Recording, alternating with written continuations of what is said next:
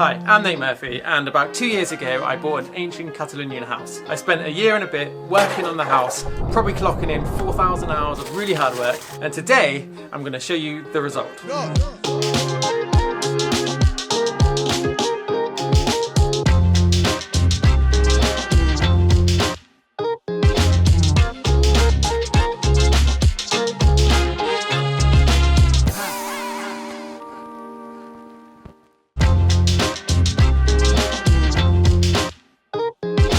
So this is the front of the house. This is the original old door. It's still got 1809 carved into the top of it. However, this is the actual front door. Hallway, stairs going up to the main part of the house, and in the bottom we have the cellar, the storage, and all the utilities. Now, in the basement here, in the long term I might turn it into something a little bit more livable, but at the moment it's basically storage. We've got the washing machine, which is the original washing machine which came with the house. We have heat recovery unit, and we have all the solar and the electric stuff. On the first floor, this is the living part of the house. So on this floor we have dining, kitchen and living room.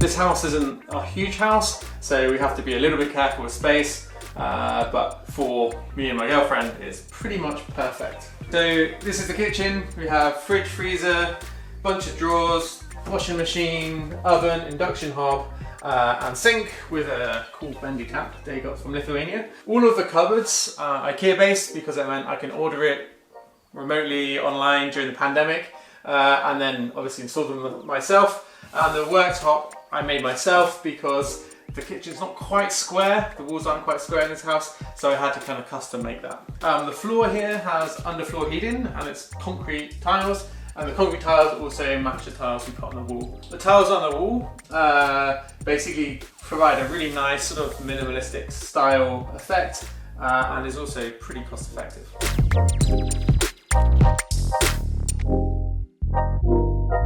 In the corner cupboard, it's not looking there. It's obviously always this tidy, but we have a corner rotating cupboard unit, and because of the weird shape and size of this kitchen, I used a couple of like cupboards end parts and just screwed them all in, and that provides like a bottle storage and a herb storage space. This window has quite a beautiful view, but it was a lot lower. The old kitchen was incredibly low and the windows kind of impacted the taps, and they sort of still do. So I basically made the window smaller, and that means we can actually open the window where we are in the kitchen. Aircon unit which comes from a single box on the wall outside, and goes to the bedroom and this room. In a hot summer day, the solar on the roof will continuously, very easily power the aircon, which means the aircon is essentially free when it's hot. If we cool the house down during the daytime, and then when the night temperatures drop anyway, actually in the middle of summer we can get away with pretty much free cooling in the house. The artwork is pending. I need to make some, but I've just been too busy. These are the lights which basically come over. It's like a sort of dull atmospheric light. The tricky bit with these ceilings and things is it's quite hard to run electrics anywhere in the middle of the room, so I've gone for this system where I can basically just have lights hooked, and I can move the lights based on wherever I want them to be with these hooks. So it's quite an easy way of bringing my lights across the room without having conduit and pipe or cutting through the beams, which would be difficult and probably look a little bit ugly. So I do the same thing with this table light. It gives us 3 different positions. One, I can have it so it goes all the way down, so we have like a low table light, and at the same time I can bring it up to get it out of the way, because if we move the table away, then this light just stays in the middle of the room, so I can walk under it without hitting my head. These little knob things just makes a really easy way to have a light in the middle of the room with variable height. So for the doors in the house, originally I was ordering them from France. They were quite cheap, quite good quality. Unfortunately, the pandemic kiboshed that, and there's no way to actually get those doors, so I ended up getting custom-made doors delivered to fit the sizes of the doors I was going to get in France. and they're actually really nice quality doors. All the doors going into new door spaces were basically made with the frames, which makes it very easy to install. And the doors which were using existing frames in the house, like this one, were basically custom made to size. And then to fit them, they were planed down just to kind of get them into the frames. And yeah, they work really well. They're super good quality, but they were also pretty expensive. In this space, originally there was sort of like a cupboard and a random hole, and behind this like random hole I found like loads of silver coins and a box full of notes. It's quite cool. So it's like the treasure corner. At the moment it is the dog bed. I made all of these shelves and copper units out of the spare oak flooring, and that lent the ability to make these like nice little cupboards. In this cupboard we basically use it as like a charging and power station. If I ever have the house reconnected to the telephone line, I'll be able to run the telephone line in here and have things like a router, which is always looks a bit ugly on display in the house, but it will easily sit in here and we can just keep it as a cable nest and just shut the door and pretend it doesn't exist.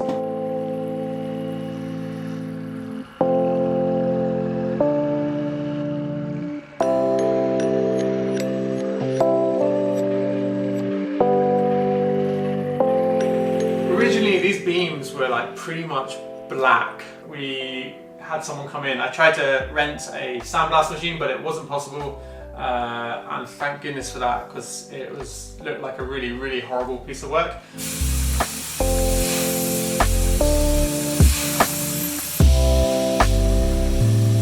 And basically had it all sandblasted. So the sandblasting came back to the sort of original colour of the beams, which I think looks really nice. And also stripped back the plaster and stuff off the concrete. All of the walls I've insulated and plasterboarded, which was a total faff because everything's like different shapes and sizes. But with the insulation, it means it's much easier to heat the house, you have much less heat loss. But the downside of having insulated walls on the inside is you have less thermal mass in your house. Now, this is where the ceiling actually works really well. The ceiling is probably several tons of concrete, and when we heat the house in the day, or when the sun comes in the window and heats the house in the winter, the big slab of the ceiling essentially works as a big thermal store. And we know that because you can feel what the floor is warm upstairs and as it emits heat. So the combination of having insulated walls to reduce heat loss, but also retaining a big chunk of concrete as a thermal store between the two floors of the upper part of the house works really well. This is a wood burning fire with a back boiler stove.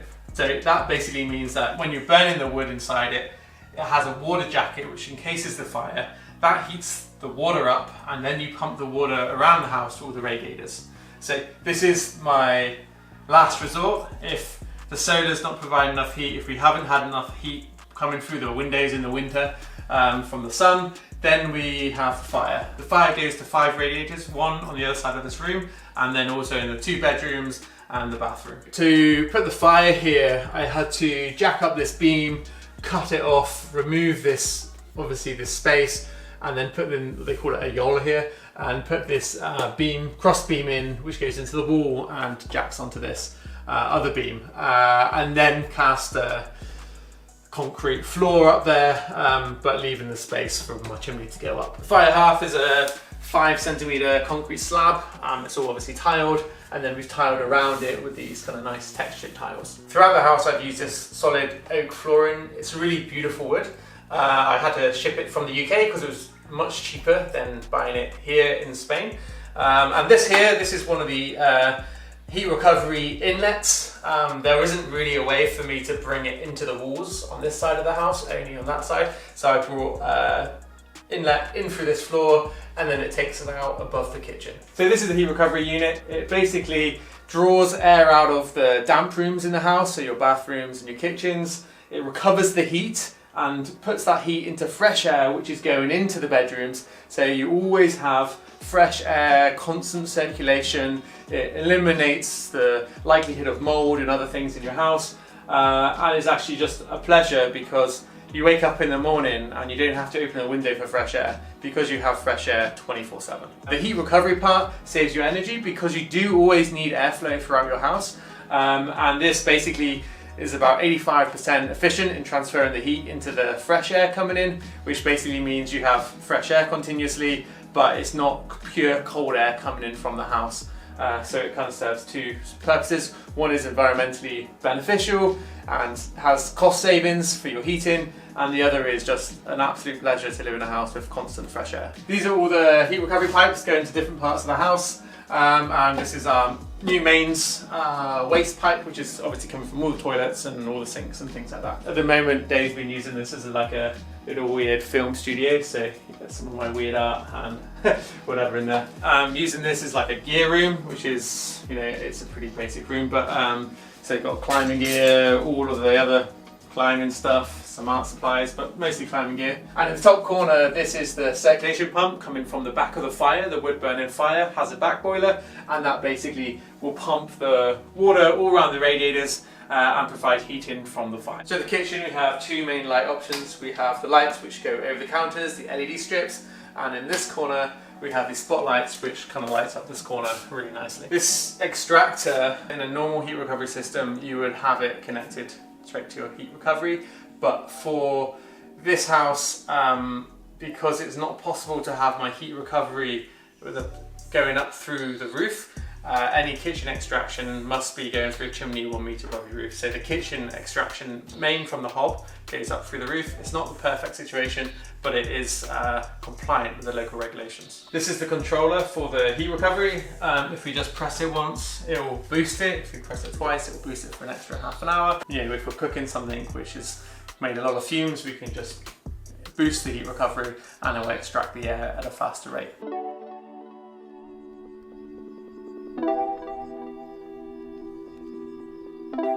So this is the downstairs toilet, also known as the museum. So in the museum, obviously it is a toilet, we have a sink, but we also have these lit units which will have museum exhibits which will show old stuff which was found in the house, be it letters, really old photographs, weaponry, ancient coins which we found. So it will be a really interesting journey of history of the house because almost everything else has been changed. So with the sink unit, the sink and the tap were reclaimed from a neighbour who were doing a renovation, which has kind of got a cool effect for the room. And this is spare countertop from the kitchen, and I welded this out with a spare balcony rail. So essentially the whole unit was completely free. The museum cabinets, I basically made them to exactly fit, and they're also made out of spare floorboards and just acrylic.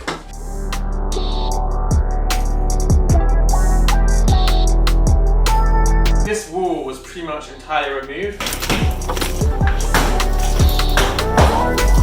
There was two doorways at each end, quite narrow, and a cupboard in the middle. Once we stripped it out, there were two pillars left, and then we replaced the lintels, which was two long wooden beams, which had been kind of cut and modified over time, and we replaced them with iron beams, two big iron beams, which were backfilled with concrete. In the end result was this 4 meter by 2 meter hole, which we filled with a custom made window. It was quite a large investment in comparison to the total cost of the house, but it really, really makes the space.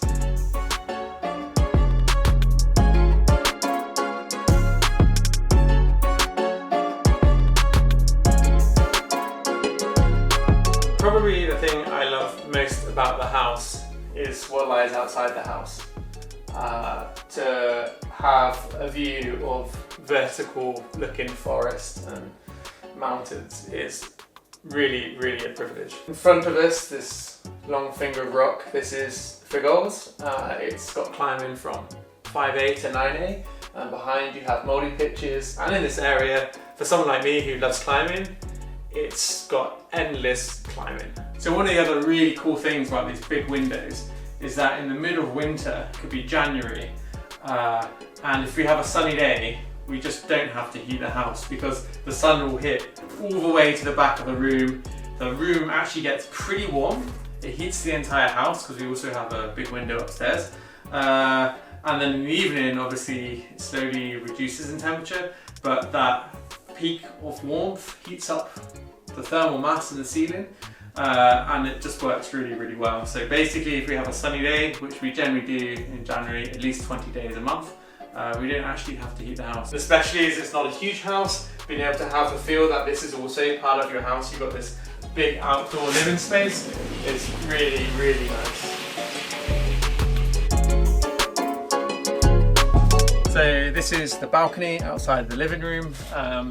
Originally there was like a big wall here. It was very uneven. This was at a different level. And in the end what I did is I removed everything, chiseled back a load of the concrete, laid a new concrete slab with an overhang for the kind of water runoff, and then basically made all of these rails, welded them up, welded this structure which holds the balcony above. And yeah, now we have a really, really nice balcony. The view is not really interrupted by a wall anymore. And by removing the wall, we actually ended up with quite a bit extra space. The process of learning to weld and building this entire structure was one of the most satisfying parts of the build, because A, you see it all the time when you look out the window, and B, it's just really freaking good. So out here, you might notice this inlet. This inlet feeds the fire. So rather than the fire drawing air through your house from outside to burn and send fumes up the chimney, it takes it from directly outside, which is basically a lot more effective from a heating perspective. We also have some outdoor plugs which just kind of come through the wall. This is one of the beams which holds up the entire front of the house over the window, and we basically just painted it black just to fit it in. It looks smart. My original thought was to make like a fake beam on top, but actually I'm happier with it just painted black.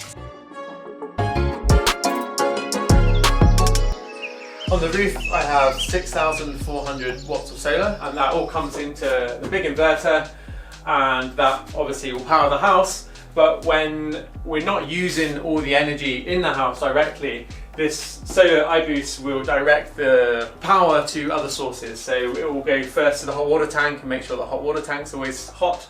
Then it will go into underfloor heating or into storage heaters. So it's a way of trying to use as much of the energy we generate on the roof within the house. So I've basically divided up my electric box by floor.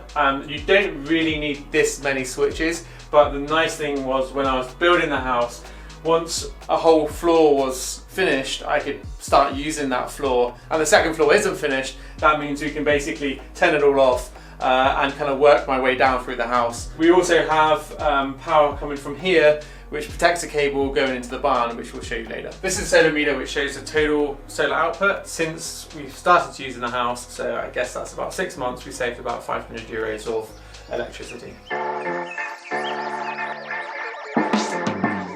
So let's go upstairs.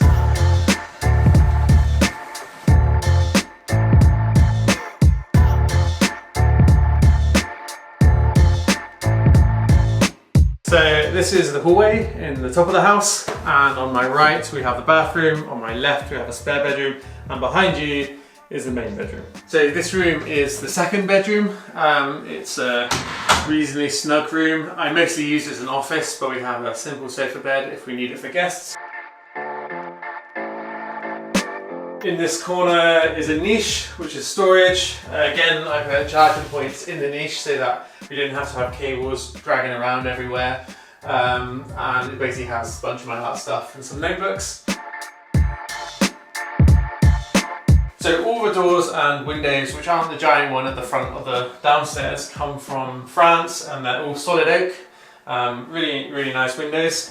To put this one in, we had to basically take out all of the top of the wall and replace the lintels, which I used some of the beams we took out of the downstairs window space, and basically raise that so we could fit the door in. We retiled the balcony with the same tiles as the lower balcony, and these railings, these are the original railings, which we just painstakingly scraped down, cleaned up and revarnished. I really like them. They're really strong.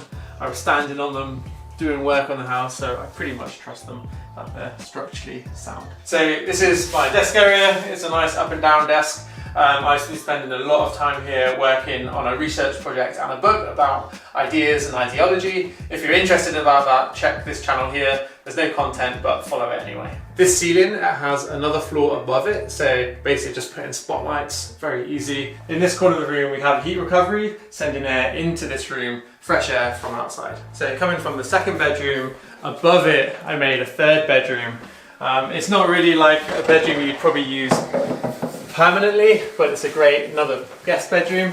So this little niche is basically built out on a structural floor, and it just means that we have another bedroom for the times we want to host more people. And it's actually like a really cozy little nook. As you can see, the roof is entirely new. It's got 10 centimeters of foam insulation, which is in the sandwich, which is basically these prefabricated bits which all slot together. And then basically we whipped off the old roof, banged on a new one.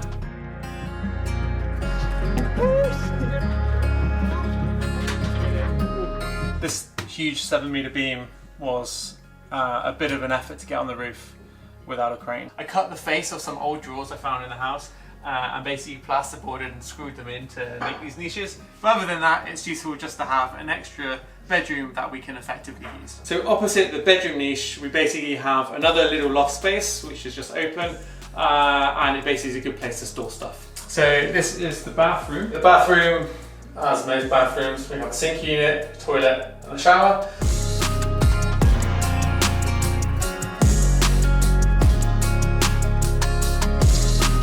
The sink unit itself I made from pretty much all spare junk.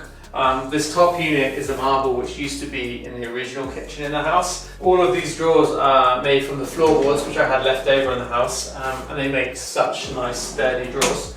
And the frame itself was again welded up from balcony rails which I had left over. In this unit I made 2 drawers, one for myself, one for my girlfriend. We have a middle drawer which contains toilet roll and other stuff. And at the bottom we have a rack for clean towels. So to make this bathroom I really had to square up the walls, and that left quite a sizable space behind this wall which I've made, but that can store the toilet mechanism for the inbuilt toilet, and gave me a lot of space to run on my pipe work. This shelf as well is made from floorboards. It's just such nice wood, and I had quite a lot left over, so almost everything in the house which is made of wood, which isn't bought, is also made from leftover floorboards. This is towel radiator. The towel radiator also is coming from the back boiler and the fire. And obviously at the end we have a shower. The shower is 120 by 80. And yeah, it's a really nice shower unit.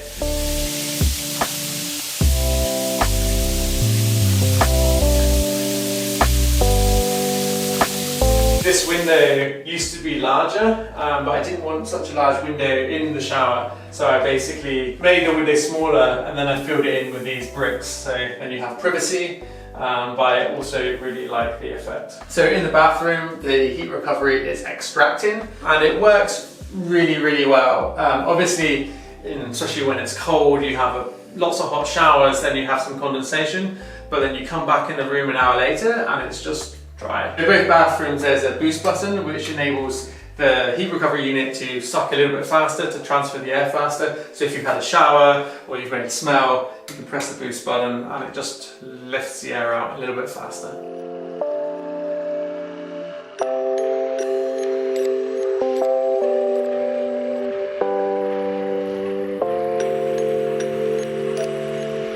And now this is the master bedroom. So here in the master bedroom, where I'm informed you must say where the magic happens, we've got a super king size bed. It's really nice and spacious. This box here is where the chimney comes up, so it has to be a little bit larger. And in the corner we've got space for shelving. And at the end we have this really beautiful window.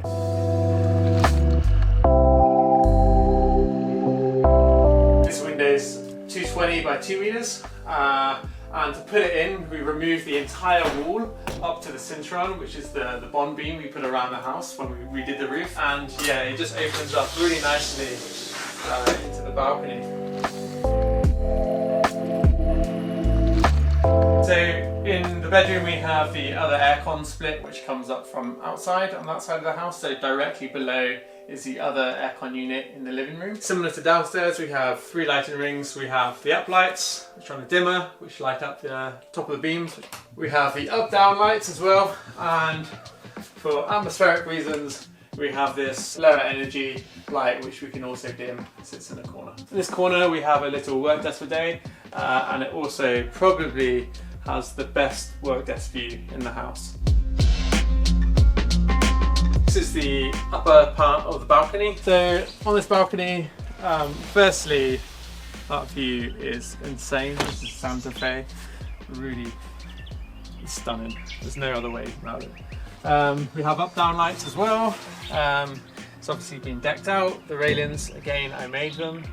And yeah, it's a very nice place for sort of contemplative thought because you can just sit here and you have this feeling of exposure because you're really quite high up and you're really looking down on this huge valley straight over to the forest, the mountains, and the view changes all the time throughout the season of the nature. You have these huge vultures who soar by, then the eagles and the other birds of prey and the swifts and the songbirds. It's really a magical place.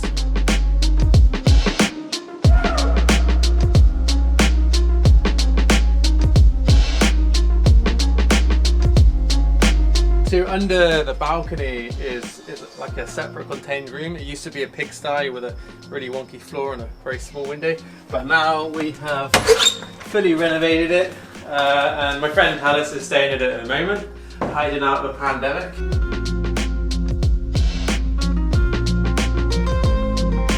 It's a really nice little room, light, airy. This window here gives like super beautiful view to the mountains. So that is the house, and now we're going to show you the barn and the training area.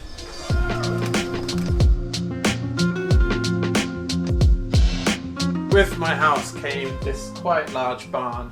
The barn actually at one point used to be a house, and then it was converted for agricultural use. And as you can see, we have built a pretty nice climbing wall. It's about 48 degrees overhanging, pretty tough. Got some rings. It's just a really nice training setup for rock climbing. This is where we're storing the wood, and eventually I'm going to make some hanging things for washing them.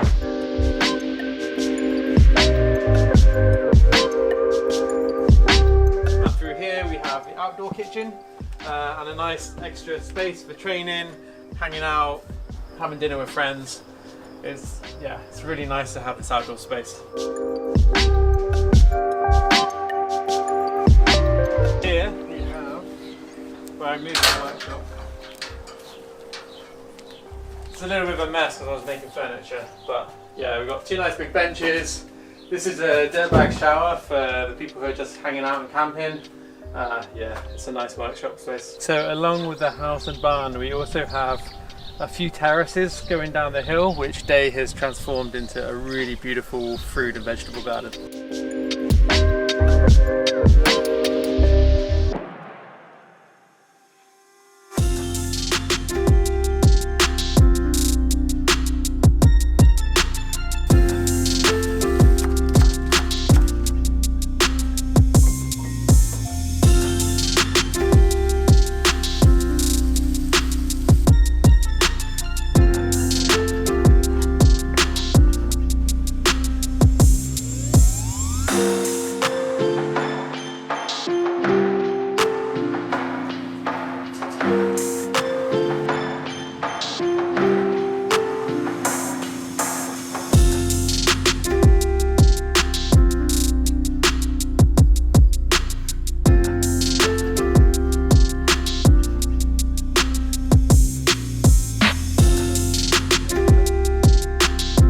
The end of the tour. Thanks so much for watching. I hope you enjoyed it as much as I enjoyed working 4,000 hours building the house.